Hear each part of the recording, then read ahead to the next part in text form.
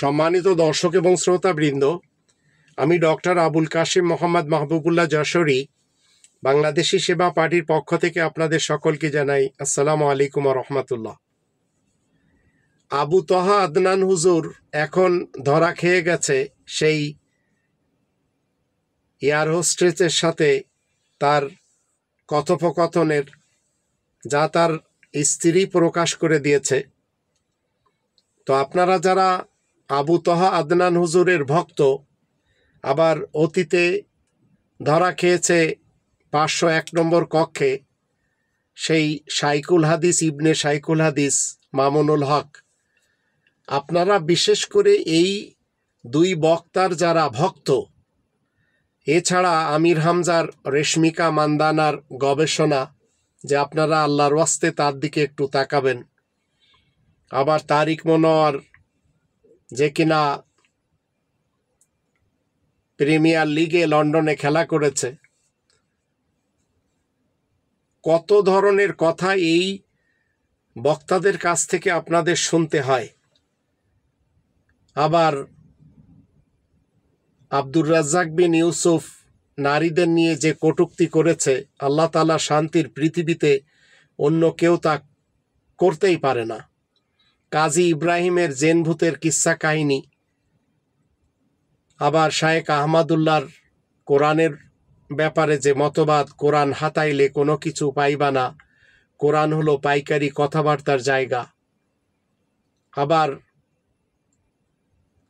আমাদের দেশে মুজাফফর বিন মহসিন সাহেবও বলেছেন, কে বলেছে কোরআনে কোনো জাল জয়ীফ নেই? কোরআনেও নাকি জাল জয়ীফ আছে।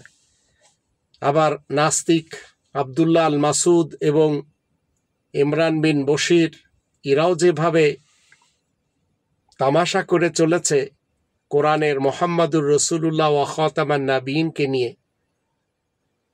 তো আমি আপনাদের সামনে কয়েকটি আয়াত তুলে ধরব, যে সমস্ত ওয়াইজিনরা নিজে না মেনে উপদেশ দেয়, তারা মূলত আল্লাহ তাআলার কাছে ঘৃণ্য ব্যক্তি। যারা আমাদের দেশে বিএনপি মার্কা মুসলমান রয়েছেন, তারা কেউ প্রতিবাদ করতে রাজি নন যখন তাদের মহাসচিব বলল সেই রাজাকার পুত্র মির্জা ফখরুল ইসলাম আলমগীর যে বিএনপি শরিয়া আইনে বিশ্বাসী না। আবার বলেছে কোরআনের সাথে রাজনীতির কোনো সম্পর্ক নেই। আবার বলেছে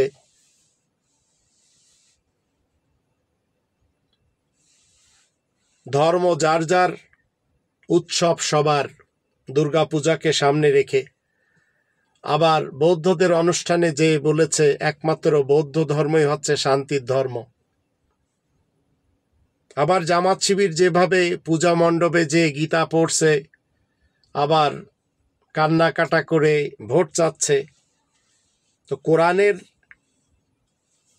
61 নম্বর সূরা সফ এর 2 এবং 3 আয়াত দুটিতে আল্লাহ বলছেন, ইয়া আইয়ুহাল্লাযীনা আমানু লিমা তাকুলুনা মা লা তাফআলুন কাবুরা মাকতান ইনদাল্লাহি আন তাকুলু মা লা তাফআলুন।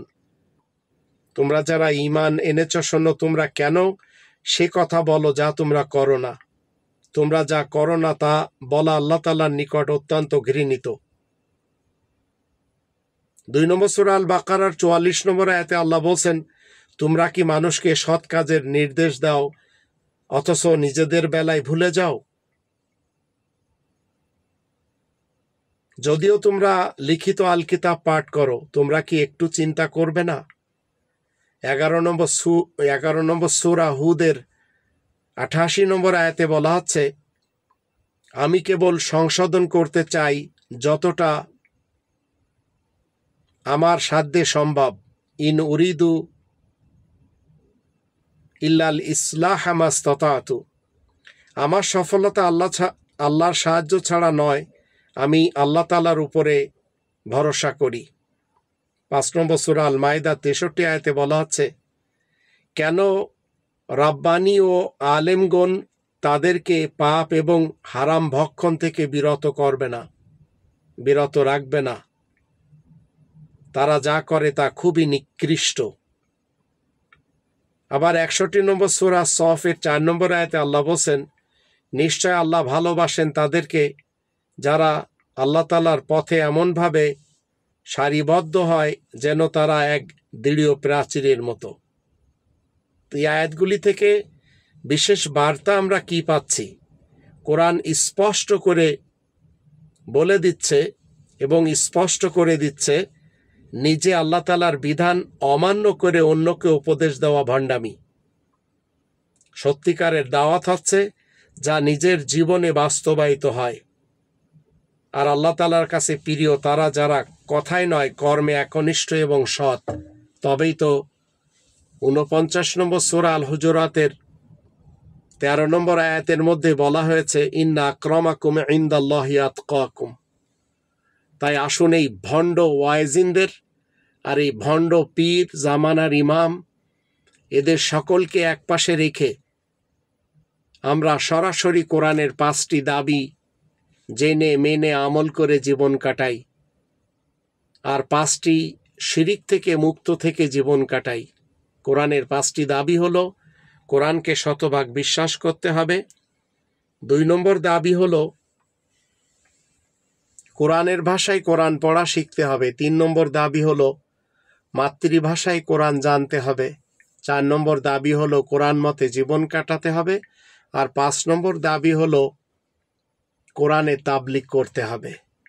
আর যে 5টি শিরিক করা যাবে না তার ভিতরে একটা, আল্লাহ তাআলার সার্বভৌমত্বে, আল্লাহ তাআলার রাজত্বে কোনো শিরিক চলবে না।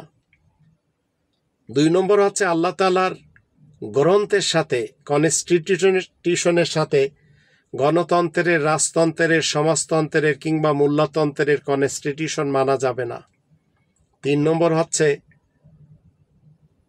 আল্লাহ তাআলার জাত এবং সিফাতের সাথে কোনো দিক থেকে সমকক্ষ অন্য কাউকে মানা যাবে না। আর 4 নম্বর হচ্ছে আল্লাহ তাআলার হুকুমের সাথে শরিক করা যাবে না। আর 5 নম্বর হচ্ছে আল্লাহ তাআলার ইবাদত বন্দেগীর সাথে শরিক করা যাবে না। তবে যারা করবে তাদেরকে আল্লাহ তাআলা 5 নম্বর সূরা আল মাইদার 72 নম্বর আয়াত মতে জান্নাত হারাম করে দিয়েছেন।